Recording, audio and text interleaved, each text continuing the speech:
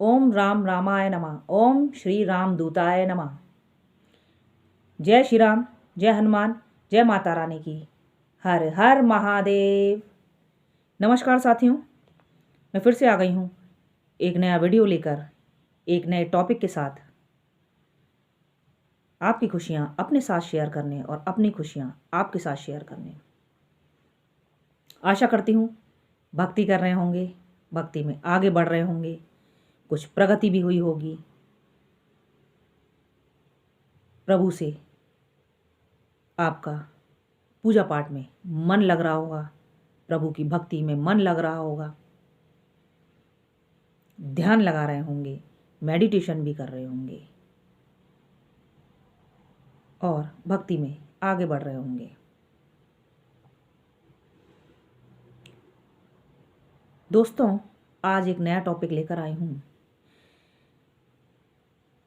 श्री राम की भक्ति करते हैं, बहुत समय से करते चले आ रहे हैं, तो प्रभु राम ने आपको अपने चरणों में शरण तो अवश्य ही दी होगी।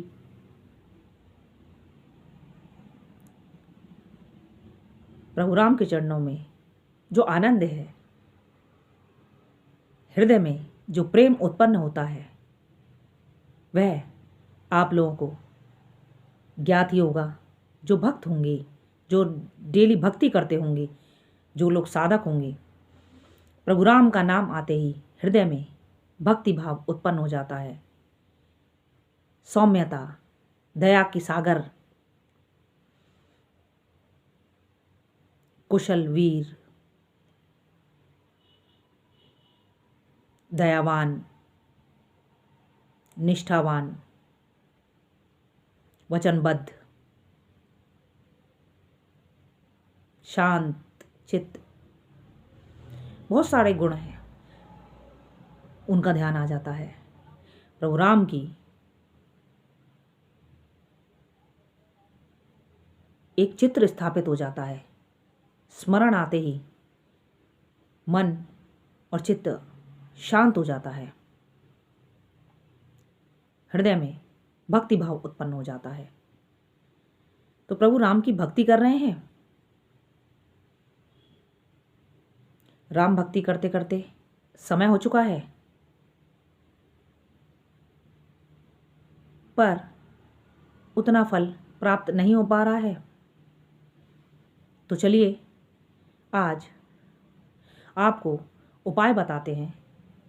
प्रभु राम के चरणों में जल्दी से आपको शरण मिल जाए, प्रभु राम की भक्ति में आप जल्दी से लीन हो जाएं, प्रभु राम आपका हाथ थाम लें।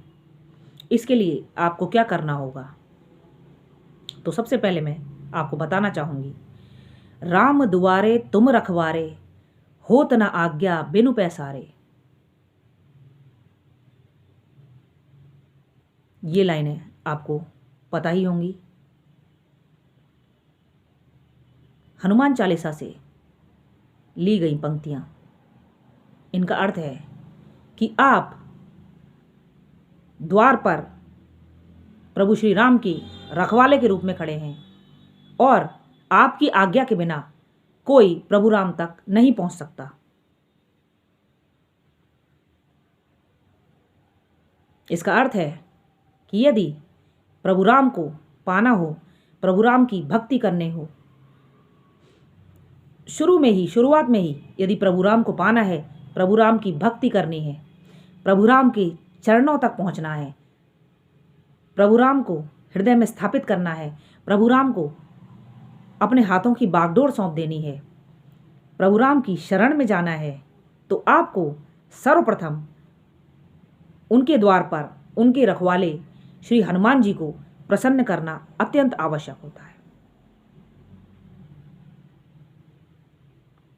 सर्वप्रथम आपको बजरंगबली को प्रसन्न करना होगा, उनके हृदय तक पहुंचना होगा, क्योंकि प्रभु राम का तक पहुंचने का जो मार्ग है वो बजरंगबली से होकर जाता है।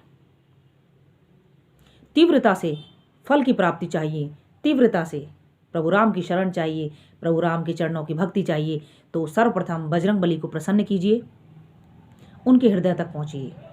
यदि बजरंगबली आपसे अत्यंत प्रसन्न हो जाएं, तो अवश्य ही आपको प्रभु राम के चरणों की शरण मिलेगी और आपका जीवन भक्तिमय और लाभान्वित हो जाएगा। तो सर्वप्रथम उनके द्वार पे उनके रक्षक जो सदैव प्रभु राम के ध्यान में मग्न रहते हैं, प्रभु राम के जाप में मग्न रहते हैं, प्रभु राम की लीलाओं के बखान में मग्न रहते हैं, प्रभु राम की सेवा करते रहते हैं पूरे दिन, सर्वप्रथम आप उनके हृदय तक पहुंचिए, वे स्वयं ही आपको प्रभु राम के हृदय तक पहुंचा देंगे। तो मैं यही बताने आई थी कि कृपया सीधे प्रभु राम तक पहुंचने के प्रयास से बेहतर पहले आप उनके परम भक्त श्री हनुमान जी को प्रसन्न कीजिए, क्योंकि प्रभु राम को भी अत्यंत सबसे अधिक सर्वाधिक प्रिय बजरंगबली हैं। तो यदि आप बजरंगबली से प्रेम करेंगे तो स्वयं ही प्रभु राम के चरणों तक पहुंचने से आपको कोई नहीं रोक सकता। तो यदि राम भक्ति करनी है, राम जी की शरण में जाना है, राम की कृपा प्राप्त करनी है, तो बजरंगबली की भी पूजा कीजिए, बजरंगबली के हृदय को जीतने का प्रयास कीजिए, स्वयं ही आपको प्रभु राम की शरण प्राप्त हो जाएगी। आशा करती हूँ आप सब लोगों को यह पता चला होगा। इस मार्गदर्शन से कीजिएगा तो आपको अत्यंत लाभ होगा। मैं प्रभु से प्रार्थना करूँगी कि आप सबकी मनोकामनाएं पूर्ण हो, आप सबका कल्याण हो, समाज का कल्याण हो, देश का कल्याण हो। जय श्री राम, जय हनुमान, जय माता रानी की। हर हर महादेव। नमस्कार साथियों।